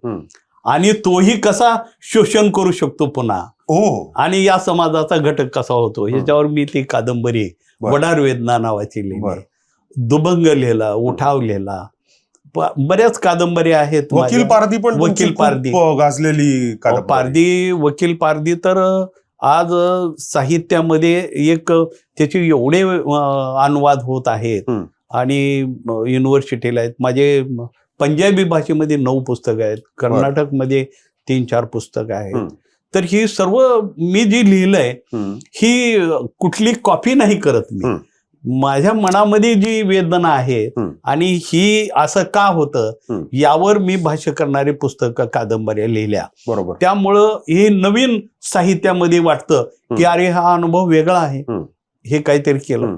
मला काल भुवनेश्वरला ते कालिया, ममता कालिया म्हणून मोठी लेखिका आहे हिंदी मधली, ती म्हणाली अरे गायकवाड जी एक किताब लिख के आप पूरे विश्व में छा गए हो, बरोबर, और हम इतने सालों से लिखते हैं, हमको कुछ नहीं क्या आपने लिखा है असं ते बोलू लागले. तर मला माहिती आहे का नाही, मला इंटरनॅशनल लेवलवर रिकग्निशन मिळालेलं आहे. सार्क लिटररी अवॉर्ड मिळाला. पुन्हा नोबेलचे लोक येऊन गेले, माझे सर्व घरं वगैरे तपासून गेले. नोबेलचं पत्र माझ्या नावाने आलं साहित्य अकादमीला आणि रिकग्नेशन नोबेलचं मला 1915 साली मिळालं. आणि नोबेलचे लोक येऊन खूप माहिती घेऊन गेले. बरोबर. लंडनवरून वगैरे. मला खूप दिलं समाजाने आणि मराठी भाषेने मला खूप काही दिलं. मला ह्या पलीकडे काय नको, फक्त आता समाजसेवा करणे, लोकांबरोबर मराठीची जेवढी सेवा करता येईल तेवढी करत राहणे, यासाठी मी लिहितो. तुम्ही स्वतः लेखक, आता काय वाचताय, आज काय वाचताय? अहो वाचण्याबद्दल तर मी तुम्हाला सांगतो, मी टॉलस्टॉय वाचला, पर्ल बर्ग वाचलं, आली खेल्याचं रूट्स पुस्तक वाचलं, आना करोलिना वाचलं, खूप पुस्तकं वाचलं, हजारो पुस्तक. आणि एक लक्षात ठेवा की वाचण्याने तुमची सोच आणि थिंकिंग, विचार बदलतो. बरोबर. म्हणून वाचण्यासारखं दुसरं काही जीवनामध्ये नाही. बरोबर. आणि त्याच्यातून माणूस प्रगल्भ होतो. मला मराठी भाषा नीट बोलता येत नव्हती. मी मराठीमध्ये हे इसने इकडे ये र, काय केलंय सर, भाकर दान र, असं म्हणणारा माणूस बोली भाषा म्हणजे बोली भाषामध्ये आज मी हिंदीमध्ये बोलतो, इंग्रजीमध्ये थोडंफार काम चालव करतो, मराठी उत्तम शिकलो पुण्यामध्ये जाऊन. आणि म्हणून भाषा हे माणसं जोडण्यासाठी झाली पाहिजे, तोडण्यासाठी नाही. आम्ही भाषा, घाटावरची भाषा, मग गावाकडची भाषा, कोकणी भाषा किंवा आयरणी भाषा बहिणाबाईची, हे असे आम्ही वेगवेगळे कप्पे न करता आम्ही मराठी भाषा कशी असो, भाषा पण दुभंगलेली आहे असं म्हणता येईल का? यस, भाषा पण दुभंगलेली आहे. आणि ही दुभंगलेपण जी मराठी भाषेचं आहे हे आम्ही एकत्र केलं पाहिजे. भाषा कशी बोललं तर त्याला तुम्ही हिनकसपणे बघू नका. पटका बांधून आला, टोपीवाल्याची भाषा, पटकेवाल्याची भाषा, हे अंतर आता कमी झाला पाहिजे. भाषा भाषा आहे, संवाद कळतो, एकमेकाला कळतं, ती मराठी भाषा आपण जोडली पाहिजे. ज्ञानेश्वराची, तुकारामाची आणि आज लक्ष्मण गायकवाडची भाषा एकत्र झाली पाहिजे आणि नवा विचार लोकांपर्यंत गेला पाहिजे. क्या बात आहे, क्या बात आहे, क्या बात आहे. पण माझा प्रश्न राहिला सर, आत्ता काय वाचताय? आता सध्या मी एक नवीन पुस्तक जब से आँख खुली है, हे मंडलोईचं आदिवासीचं आत्मकथा आलेली आहे, फार चांगली. आणि मी आताच ते वाचून पूर्ण केलं की जब से आँख खुली है, हे आदिवासी मध्य प्रदेशामध्ये लीलाधर मंडलोई म्हणून आहेत, त्यांचं आत्मचरित्र वाचतोय हिंदीमध्ये. आता काय माझ्याकडे कंटाळा आला, आता एकतर वय झालं आणि कंटाळा करतो, पण आता मी लिहून उमाजी नाईक संपवलंय, ते पुस्तक येत आहे वाचनाला. एवढे पुस्तकं येतात माझ्याकडे, 3000 पुस्तकं आहेत. ठेवायला इथं जागा नाही म्हणून मी माझ्या गावाकडे शिफ्ट केलं, त्याच्या पुस्तकासाठी घर केलं सोलापूर.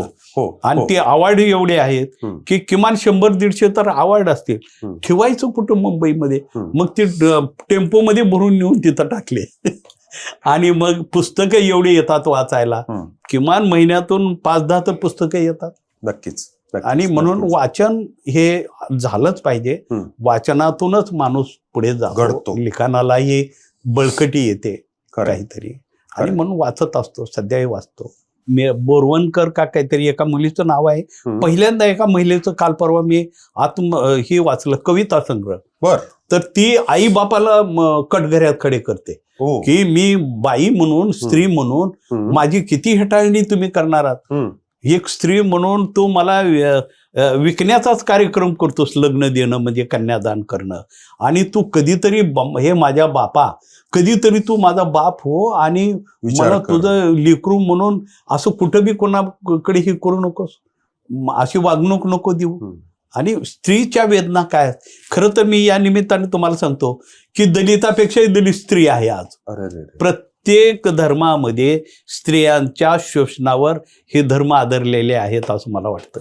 आजही चालतंय ते. आणि काय भयानक आहे. कुठलाही धर्म घ्या, स्त्रियांचं शोषण हे अनादिकालापासून चालू आहे. आणि म्हणून स्त्री जेव्हा लिहायला सुरू करेल खऱ्या गोष्टी, तेव्हा दलित साहित्य मागे पडेल आणि स्त्रियाचं साहित्य दलित म्हणून पुढे येईल. खूप मोठा विचार आहे सर, खूप मोठा विचार आहे. याच्यावरनच अनेक वर्ष तुम्ही लिहिताय, पण खूप नवीन साहित्यिक पण आजच्या घडीला तयार होत आहेत. तर त्यांना तुमचा सल्ला काय असेल? माझा सल्ला एवढाच आहे की लेखकांनी लिहिलं पाहिजे, लिहित राहिलं पाहिजे, विशेषतः स्त्रियांनी लिहिलं पाहिजे आणि न घाबरता लिहिलं पाहिजे. कारण लक्ष्मीकांत देशमुख यांनी, मी त्यांची एक कादंबरी वाचली, ते अखिल भारतीय मराठी साहित्य संमेलनाचे अध्यक्ष पण होते. तर चांगली लिहिणारी लोक आहेत. तर मुस्लिम कंट्रीमध्ये, दुबईला किंवा कुठंतरी इराणमध्ये एक जेज झालेल्या बाईंना कसा त्रास होतो, त्यांचं पुस्तक इतकं चांगलं आहे लक्ष्मीकांत देशमुखचं. मला वाटतं ही अशी लिखाणं आले पाहिजेत आणि त्याच्यातून मग आमची प्रगल्भता वाढते. प्रतिभा काय असते तर तुमची वाचनातून, जगण्यातून, एकमेकांच्या संवादातून प्रगल्भता वाढते आणि प्रतिभाही वाढते. आणि म्हणून मला वाटतं की तरुणांनी स्वार्थाच्या भोवती आणि जातीच्या भोवती घुटमळत राहण्यापेक्षा मानवी मूल्याच्या दृष्टिकोनातून लिखाण पुढे आलं पाहिजे. सर्व समाजाला जोडण्यासाठी, तोडण्यासाठी लिखाण नको आहे, तर माणसाला जोडण्यासाठी लिखाण झालं पाहिजे. लोकांनी पुढे आलं पाहिजे. जाती धर्म हे माणसांनी तयार केलेले आहेत, आता ती माणसांनी संपवले पाहिजेत. तर आमच्या भटक्या विमुक्ताला न्याय मिळेल, पारद्याला, वडराला, कैकाड्याला. खरं तर आम्ही कलाकार लोक आहोत भटक्या विमुक्ताची. आमच्या कला आहेत वेगवेगळ्या. कैकाडी काडी पासून शिल्प तयार करतो म्हणून त्याला कैकाडी म्हणलं जातं. वड्डर म्हणजे दगड फोडणारा, पातरवट, पात म्हणजे रस्ता तयार करणारा, वट म्हणजे वठवणारा, रस्ते वठवणारा. नावं हे लोकांनी दिलेले आहेत. आणि या लोकांना खरं ज्यांनी समाजाचं जाते, वरवंटे, उकळ हे आम्ही बनवले म्हणून लोक मिरची वाटून खातात, जात्यावर दळून खातात. ही सुद्धा आम्ही शानपण लोकांना दिलं. आता लोकांनी आम्हाला दूर का करावं, उलट आमच्याबरोबर प्रथम आम्हाला न्याय दिला पाहिजे अशी अपेक्षा वाटते. शोषण विरहित समाज होणे हे मराठी भाषेचं पहिलं मापदंड असावं. आणि नवीन तरुणांनी धर्माच्या, जातीच्या भोवती फिरण्यापेक्षा मानवतेच्या दृष्टिकोनातून लिखाण झालं पाहिजे. स्त्रियांनी इथं लिहिलं पाहिजे. बहिणाबाईच्या कविताच्या आता पुढे इथल्या महिलांच्या कविता पुढे गेल्या पाहिजेत आणि लोकांमध्ये जागृती आली पाहिजे. असं माझं लेखकांचं काम असतं समाज सुधारण्याच्या भावनेतून लिखाण केलं पाहिजे आणि ते करत राहावं असं मला वाटतं. नक्कीच. गायकवाड साहेब, तुम्ही जेव्हा लिहिता तेव्हा काही एक फिक्स टाइम टेबल असतं का तुमचं, की मी या वेळेस उठणार, मी या वेळेस लिहायला सुरुवात करणार? मुख्य म्हणजे तुम्ही अजूनही पेनाने लिहिता का आमच्यासारखे कम्प्युटरवरती लिहिता? कसं असतं ते सगळं? एक लक्षात ठेवा की माणूस जेव्हा अस्वस्थ होतो, एखाद्या साहित्य निर्मिती, माणसं जेव्हा अस्वस्थ होतात तेव्हा साहित्य निर्मिती होते. सुख समाधान तुम्ही एकदा तुमच्यात आलं तर तुम्हाला विचार काहीच येत नाही. आणि म्हणून मी कुठल्याही कादंबरी ज्या लिहिल्या तर किमान 1-2 वर्ष ती माझ्या डोक्यामध्ये फ्रेम तयार होते. आणि ती फ्रेम तयार झाल्यानंतर या विषयावर आपल्याला लिहिलं पाहिजे आणि मग ती पात्र वगैरे ती लिखाण करताना आपाप येतात. आता मी ही सर्व झालं, आता शेवटी एक पुस्तक मी हातात घेतलंय, वयाच्या मानानं कंटाळतो, पण महिलांच्या शोषण सर्व जाती धर्मात कसं होतं बरं. यावर मी एक पुस्तक लिहितोय. सुगंध सासर वाशिन तिचं नाव. सासर वाशिन. बरं. सासर वाशिन म्हणजे हा. सासरी जी दुःख भुगती तिला सासर वाशिन बाई बोललं जातं खेड्यामध्ये. आम्हाला फक्त माहेर वाशिनच माहिती. माहेरवाशी सासर वाशिन म्हणजे सासूच्या हाताखाली नांदणारी बाई आणि तिला काय काय भोगावं लागतं यावर मी वेगवेगळ्या घटना ते 2 वर्षापासून चिंतन करतोय. आणि लिखाण असं माझं ठरलेलं काही नसतं. बरं. मी कधीही बसतो लिहितो. आता सोपं काम झालंय की बोलल्यानंतर बी टाईप होत आणि म्हणून मी आता एक पॅड घेतलाय आणि त्याच्यामध्ये हे लिखाण करतोय. बरं. कंटाळता पण लिहिलं पाहिजे. लिहिताना गाता गळा आणि लिहिता हात वळा. अगदी खरंय. हे बहिणाबाईचं एक वाक्य आहे ते मला वाटते ते पुढे गेलं पाहिजे. म्हणजे मला 100% खात्री आहे की उचल्या हे पुस्तक तुम्ही पेनाने लिहिलंय आणि आता जी सासर वाशिन जे पुस्तक येतंय ते आधुनिक तंत्रज्ञानाचा वापर करून तुम्ही ते लिहिताय. नक्कीच. मला थोडं ना परत त्या पारधी समाजाकडे जायचंय. पारधी समाज किंवा इतर समाज जे तुम्ही आता बोललात हे कलाकार लोक, पण कुठेतरी ते नुसते कलाकार नाहीत तर ते हाडाचे वॉरियर सुद्धा आहेत, सैनिक सुद्धा आहेत. तर कुठेतरी त्या काळी ब्रिटिशर्सला किंवा ब्रिटिश लोकांना असं वाटत होतं का की या समाजामुळे किंवा त्या समाजाची भीती वाटत होती म्हणून कुठेतरी गावाच्या बाहेर ठेवलं गेलं, तुरुंगात डांबलं गेलं, असं काही असू शकतं का? मी आता या निमित्तानं तुम्हाला सांगतो की आम्ही लोक लढाऊ आणि देशभक्त आहोत. आम्ही कधी कन्वर्ट झालो नाही कुठल्या समाजाला. इथे मोगल आले, मोगलांच्या विरोधात पहिला लढा करणारे आम्ही लोक आहोत. बरं. आम्ही उग सहज गावाच्या बाहेर गेलो नाही. आम्ही गावाच्या बाहेर गेलो. महाराणा प्रतापाच्या काळात हे झाल्यानंतर आम्ही शपथ घेतली. पारधी लोक ना एका रात्री एका ठिकाणी झोपत नाहीत, 3 ठिकाणी झोपतात. 12 कोसावरचा दिवा दिसणार नाही अशा ठिकाणी ती लोक राहतात. आणि देशभक्ती एवढी आहे, काही खातील पण अगदी मोगलांच्या विरोधात लढायचं. हे जे डुकरं सांभाळतात ना गावामध्ये, पूर्ण गावाला, माझ्या घरी माझ्या आई वडिलाकडे आणि आजोबाकडे 10 गावं होती. 10 गावामध्ये आम्ही दुसऱ्याला जाती उकटण्यासाठी आणि डुकरं सोडण्यासाठी येऊ द्यायचं नाही. बरं. डुकराचे कळप गावामध्ये तुम्ही कधी बघा, खेड्यात बाहेर जी पाणी साठतं ना त्याच्यामध्ये डुकरं असतात. आम्ही डुकरं का खातो आज त्याच्यावर बंदी येत आहे. मोगलांच्या काळात मुस्लिम सैनिक जेव्हा यायचं तेव्हा या सैनिकाला पळवण्यासाठी पहिला विचार करणारे आम्ही लोक होतो की आमची संस्कृती बाटू नये. आम्ही जी करतो आमच्या संस्कृतीसाठी ती सांभाळलं पाहिजे म्हणून डुकरं त्या गावामध्ये कधी सैनिक आले सर्व डुकरं आम्ही हाकलून लावायचे आणि सैनिकाकडे पळायचे. आणि जर फारच जवळ आले तर डुकराला कापून खात नाहीत, त्याच्या मानावर असे मारतात दंडुके, लोखंडाच्या पाराने मारायचं आणि तो चिकतो कुई कुई करून. आणि म्हणून सुअर के लोग रहते हैं, सुअर के बच्चे चलो हम काफिर लोग रहते हैं म्हणायचे. आणि डुकराचा आवाज फारच जवळ आलं तर आम्ही काट्या कुराड्यावर ती ठेवायचं जळणावर आणि त्याला भाजायचं. त्याचे केसाचा वास दर पाय ना 2-2 किलोमीटर पर्यंत जातो डुकराच्या केसाचा. आणि ती वास नाकात गेलं की मुसलमान पाये उलटे करून पळायचे आणि म्हणायचे साले इधर कापीर रहते चलो भागो. जे काही आज संस्कृती टिकवली आहे हे आम्ही आदिवासी लोकांनी टिकवली. आणि म्हणून डुकराच्या माध्यमातून स्वातंत्र्य सैनिक खरे आम्ही आहोत. पण आम्हाला स्वातंत्र्य सैनिकाला स्वातंत्र्य हे स्वातंत्र्याच्या नंतर मिळालं. ही शोकांतिका या देशाची आहे. आणि म्हणून आम्ही खरे लोक, म्हणून ब्रह्माचा अवतार वरा आहे. वरा म्हणजे डुक्कर. ही एवढ्यासाठी कारण आम्ही या वराच्या माध्यमातून ही संस्कृती टिकवली आहे भारतीयाची. आणि म्हणून आम्ही जे काही आमचं कुठलंही आता बुद्धाच्या काळात सम्राट अशोक सम्राट त्या काळात आम्ही वडार लोकांनी जेवढे शिल्प तयार केले ही सर्व आमची देण आहे.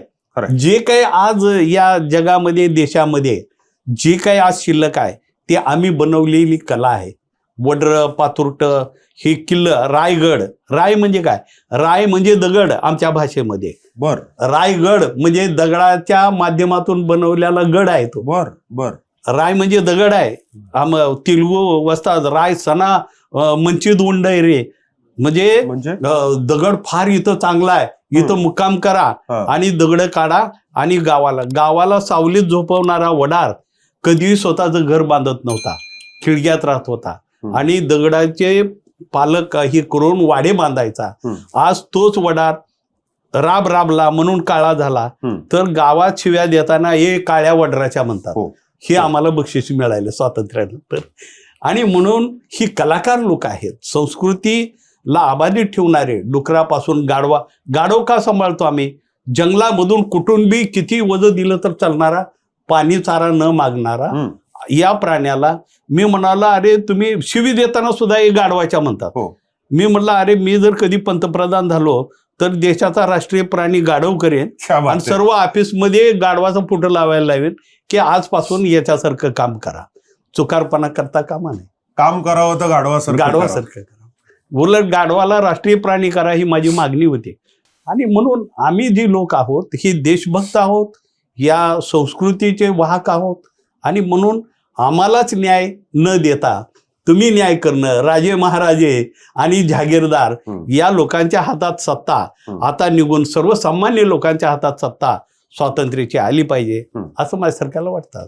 गायकवाड साहेब, या ज्या सगळ्या जाती जमातींबद्दल आपण अनेक वेळापासून बोलतोय, या कुठेतरी ब्रिटिशर जे होते त्यांना धोका होता म्हणून त्यांनी यांना क्रिमिनल करून टाकलं?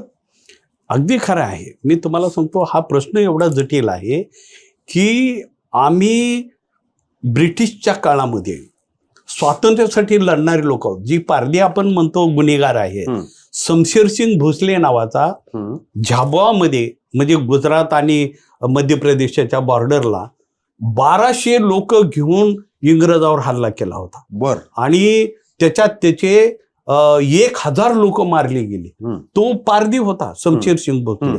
उमाजी नाईकांनी स्वतंत्र आपलं बस्तान तयार केलं, इंग्रजाच्या विरोधात लढे दिले. आणि गंमत अशी की उमाजी नाईकांनी इंग्रजाच्या जेलमध्ये ते शिकली इंग्रजी आणि त्यांनी पहिला जाहीरनामा तयार केला. बरोबर.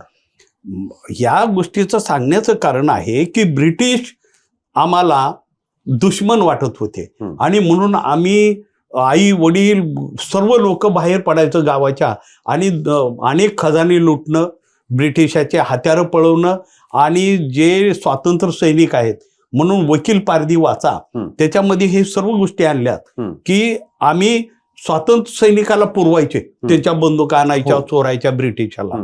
आणि मग स्वातंत्र्य मिळाल्यानंतर किमान गुन्हेगार जमात काय की त्या काळात 1871 साली जो कायदा बॉम्बे प्रेसिडेन्सीमध्ये आणला की मूल जन्माला आलं की चोर गुन्हेगार म्हणून जन्माला येतं, बॉर्न क्रिमिनल म्हणतात. आणि मग ह्याच्या वसाहती झाल्या आणि कायदा आला की या लोकांना तुम्ही कधी बायका लेकरासह पकडून जेलमध्ये घालू शकता. फारच काही आक्रोश झाला तर त्यांना मारू पण शकता. परवानगी होती इंग्रजाच्या काळात. मग आता इंग्रजांच्या विरोधात आम्ही लढलो, मोगलांच्या विरोधात आम्ही लढलो. मग आम्हाला पहिलं जस्टिस, आम्हाला न्याय पहिला आम्हाला मिळायला पाहिजे होता. अगदी खरंय. आणि इंग्रजाच्या नंतर आता स्वातंत्र्याच्या नंतर आम्हाला माणसं पुरायला, जाळायला, ज्यांनी देशभक्तीची एवढी सेवा केली, एवढं काही आम्ही केलं, संसार केला नाही, संपत्ती संच करणं हा आम्ही गुन्हा मानलाय. संपत्ती आम्ही संच नाही करत, आम्ही फक्त खाण्यापुरतं जे असेल ती घेतो आणि गावाच्या बाहेर राहतो. एका ठिकाणी मुक्काम नाही करत, आम्ही अनेक ठिकाणी मुक्काम करतो. आणि मग या लोकांनी स्वातंत्र्यासाठी एवढ्या लढल्यानंतर आमची अपेक्षा होती, माझ्यासारख्या आता लेखकाची, की आम्हाला न्याय मिळायला पाहिजे होता. परंतु झालं काय, जे ब्रिटिशाबरोबर, निजामाबरोबर आणि अन्य राज्यांच्या बरोबर जे सलगी करत होते, जे आपलं सुखवय वस्तू सांभाळत होते, अशी सर्व माणसांच्या हातामध्ये देशाच्या स्वातंत्र्यानंतर सुद्धा हातात गेली असं माझ्या सरकारला वाटतं. की या देशामध्ये राजे महाराजे आणि सरदार जे मोगलांच्या घोड्याचे केस खराळा मारत होते, अशी माणसं जी लाचारीनं जगत होते त्यांच्या हातात सत्ता गेली. आणि ज्या लोकांनी फ्रीडम फायटरनी आमच्यासारख्या हजारो लाखो लोकांनी ज्या स्वातंत्र्यासाठी झडलं, आज त्यांना गावाच्या कोसाबाहेर राहावं लागतं, गावात येणं मुश्किल आहे.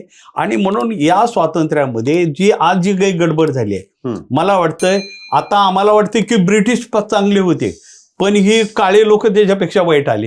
कारण आता विचारच होत नाही.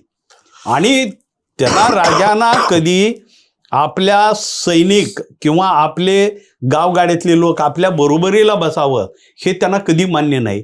आणि अशाच लोकांच्या हातात सत्ता गेल्यामुळं इथला खालचा वर्ग, नाहिरे वर्ग हा खालीच राहिला आणि वरचा वर्ग कायमचा गेला. म्हणून जमीनदाऱ्या एकवटल्या, सर्व जमिनी एकत्र आल्या, घराणेशाही वाढली. प्रत्येकाला वाटतं की माझा पोरगा आमदार झाला पाहिजे, माझा पोरगा खासदार झाला पाहिजे, नगरसेवक झाला पाहिजे, ह्याच्यासाठी मारामाऱ्या. म्हणजे जुने सुभेदार गेले, जुने राजे महाराजे गेले आणि आता नव्याने राजे महाराजे तयार होत आहेत असं म्हणणं आले. आणि आज परिस्थिती देशाची अशी आहे की आम्ही जे स्वातंत्र्यासाठी लढलो, भटक्या विमुक्ताचे लोक, गाव कसा बाहेर राहिलो, आम्ही बाहेरच राहिलो, अजूनही आमचा विचार होत नाही. म्हणून हे स्वातंत्र्यामध्ये आता एवढं महागडं झालं की 4 कोटी 5 कोटी 10 कोटी शिवाय इलेक्शन होत नाही. मग आम्ही भटक्या विमुक्ताची लोक आम्ही कधी निवडून येणार आणि आमचा अधिकार आम्हाला कधी मिळणार. म्हणून राजे महाराजे म्हणजे गोरे गेले आणि काळे ढेकणं आले. म्हणजे हे डोंबकावळे आहेत, म्हणजे सर्वांचं खाणारे आणि लुटून नेणारे. ही बंद झालं पाहिजे. माझं म्हणणं, किती संपत्ती संचय करणार आहात? म्हणजे एवढी संपत्ती काय होलालंय, गरिबी अधिक वाढलेली आणि श्रीमंती अधिक वरी टोकाला चालली. बरं, ती श्रीमंती टोकालाच नुसती जात नाही, तर शोषणाचा एक नवा प्रवाह त्यांनी तयार केला की ही लोक धाकात असली पाहिजे, यांना भीती असली पाहिजे आणि हे आवाज न केले पाहिजे, असे गुट तयार झाले. आणि पूर्वी सैनिक सांभाळत होते, आता गुंड लोक सांभाळत आहेत, राजकीय लोक, की माझ्याकडे एवढी गुंड आहेत.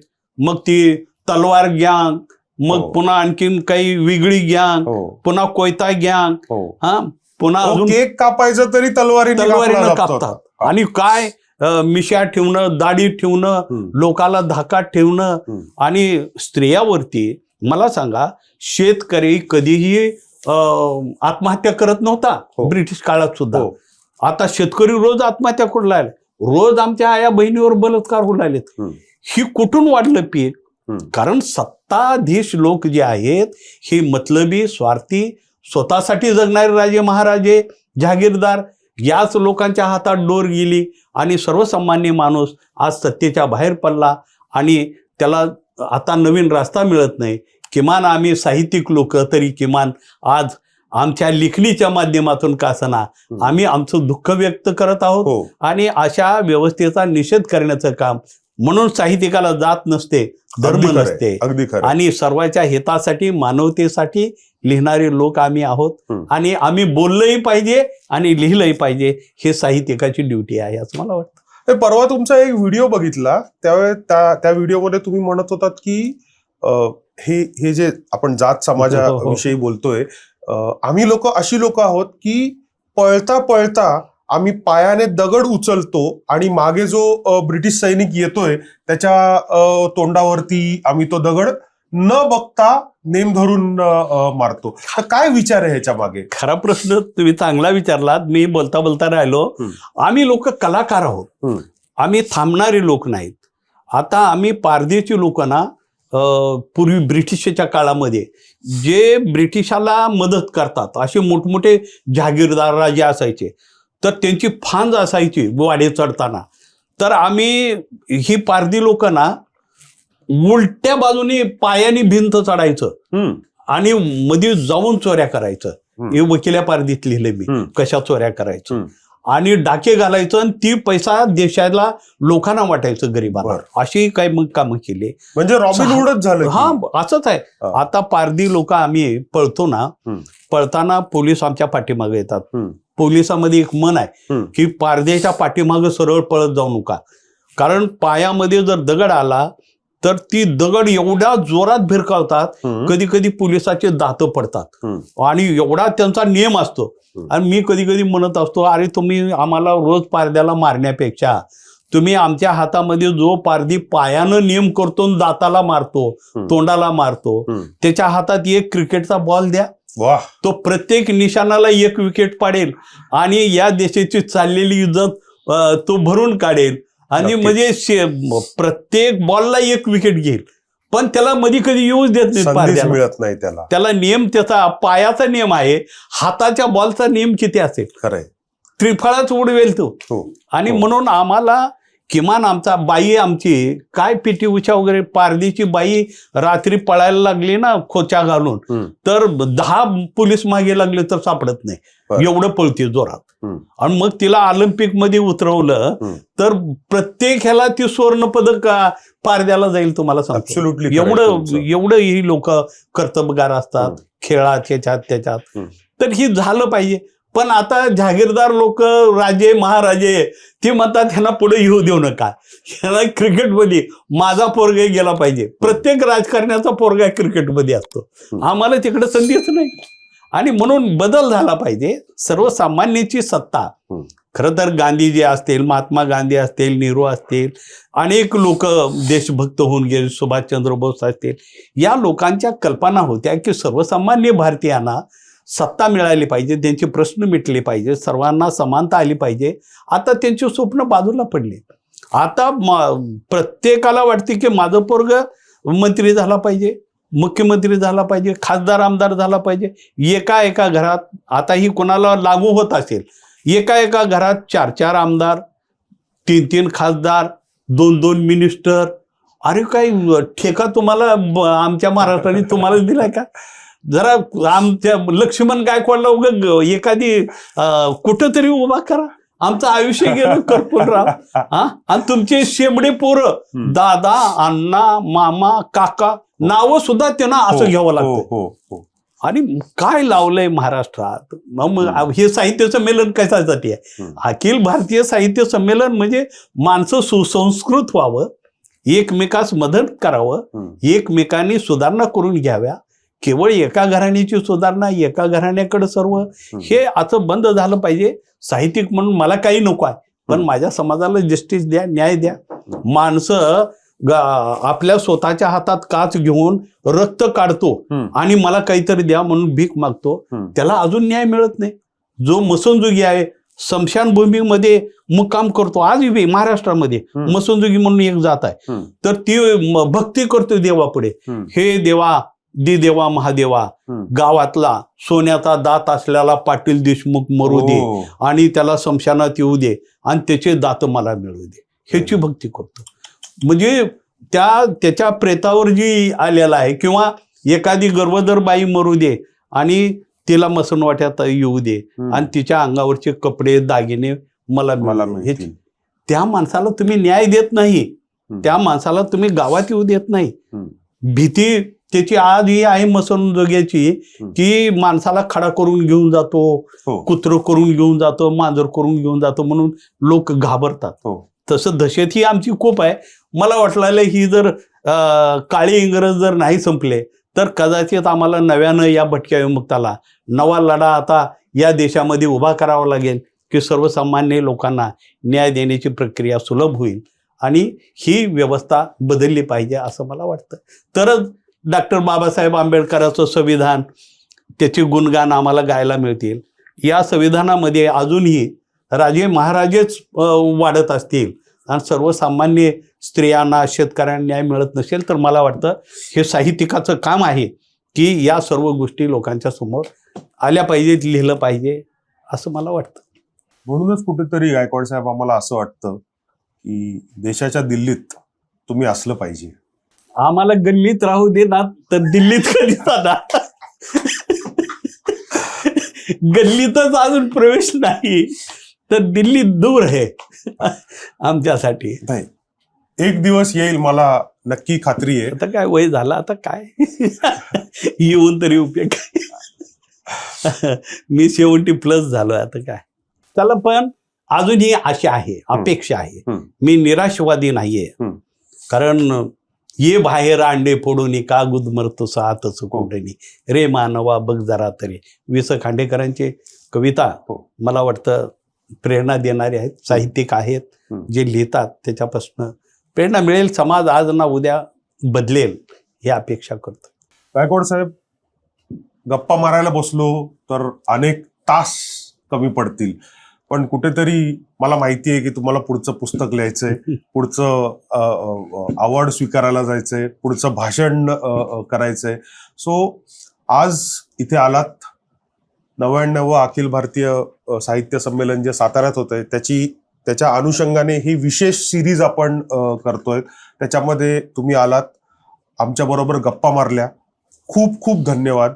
आणि लवकरात लवकर, मला माहिती आहे आपण साताऱ्याला परत भेटणारच आहोत, तर लवकरात लवकर आपण साताऱ्यात भेटूया परत. खूप बरं वाटलं समीर आणि जोशी, तुमच्या सर्व टीमचा मी खूप आभारी आहे एवढ्यासाठी की तुम्ही मराठी भाषेला नवं चालणं, नवं लेणं देत आहात आणि मराठी भाषेला पुढे नेतात.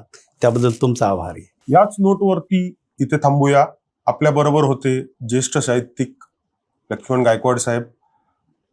20-25 पुस्तकांचा अनुभव त्यांच्या गाठीशी आहे आणि आज ते जे काही बोललेत ना, खरंच डोळे उघडले. आणि आपण जात मानत नाही, जमात मानत नाही, पण कुठेतरी या लोकांवरती अन्याय झालेला आहे एवढं मात्र नक्कीच आहे. आणि याला जबाबदार कोण आहोत, तर मला वाटतं की ते आपणच आहोत. तर कुठेतरी आपण सुरुवात करूया की या सगळ्या ज्या जाती जमाती आहेत यांना मेनलाईनमध्ये आणून त्यांच्याबरोबर काम करायला सुरुवात करूया. आणि जसे आपण पुढे जातोय तसंच त्यांनाही आपल्याबरोबर थोडं पुढे घेऊन जाऊया. आज थांबतोय, इथेच थांबतोय. जय हिंद, जय महाराष्ट्र.